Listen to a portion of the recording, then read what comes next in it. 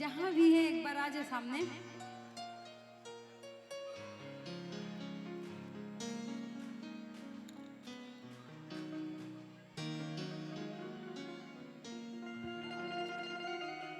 चलिए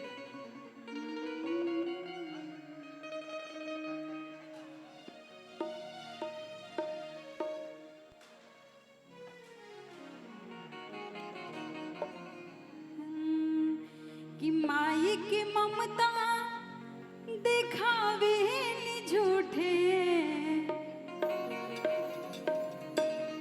ननद घर लुटनी, ननद घर लुटनी, कैली घर लूटे, ननद घर लुटनी, कैली घर लूटे, माई के ममता दिखावे झूठे। Hello hello. माई के ममता दिखावे झूठे, ननद घर लुटनी, कैली घर लूटे, ननद घर लुटनी, कैली घर लूटे, ननद घर लुटनी।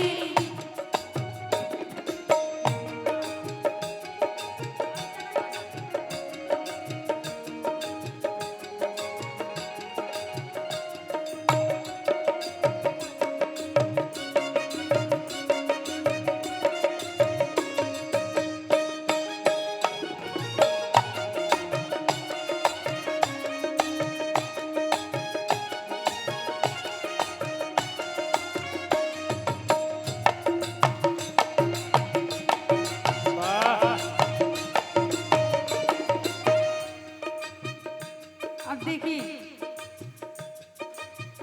ले जाली गेहूं चाउर भर भर के टेम्पू। थोड़ा सा धीरे चलो। ये भाभी बोल रही है अपनी ननद से, ले जाली गेहूं चाउर भर भर के टेम्पू, एक झोरा खाली साबुन सब शैम्पू।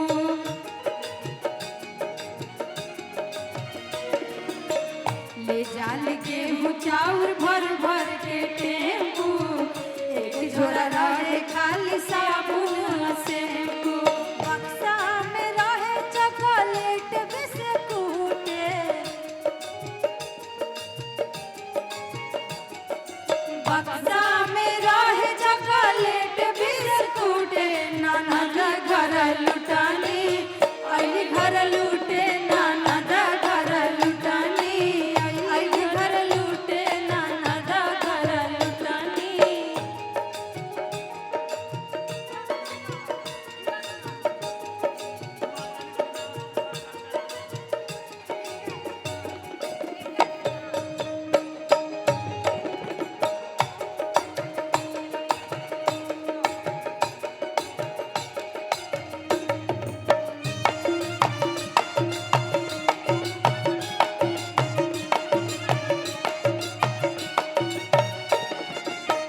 किलो किलो रहे अचार और घिउआ, का कही सखी हमर जर जाता जुआ।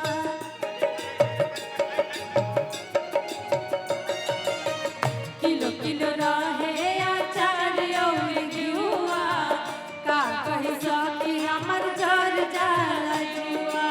धान और गेहूं के सीजन ना छूटे,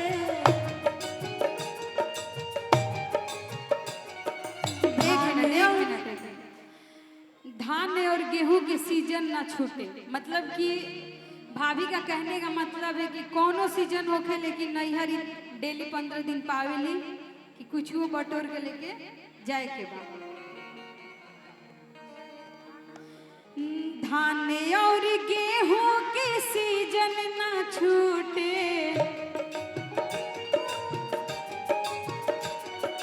धान और गेहूं के सीजन ना छूटे, ननद घर लुटनी, अली घर लूटे, ननद घर लुटनी, अली घर लूटे, ननद घर लुटनी, अली घर लूटे, ननद घर लुटनी, अली घर लूटे, ननद घर लुटनी, अली घर लूटे, ननद घर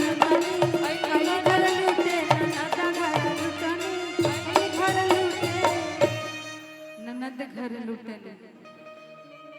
देखिए